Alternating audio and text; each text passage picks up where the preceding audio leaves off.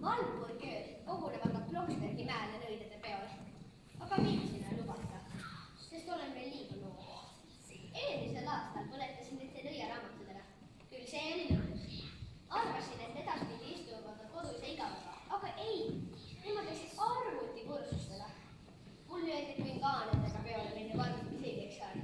Nüüd ma otsingi vaba arvutit. Näe, leidsingi.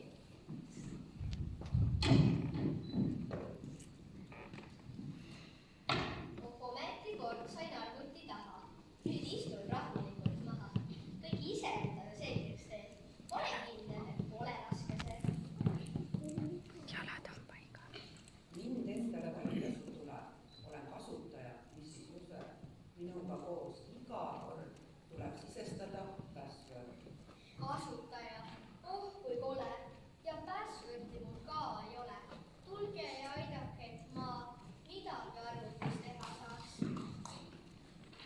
Sööretno olen ja hoiatan, illegal operation sa teha ei saa.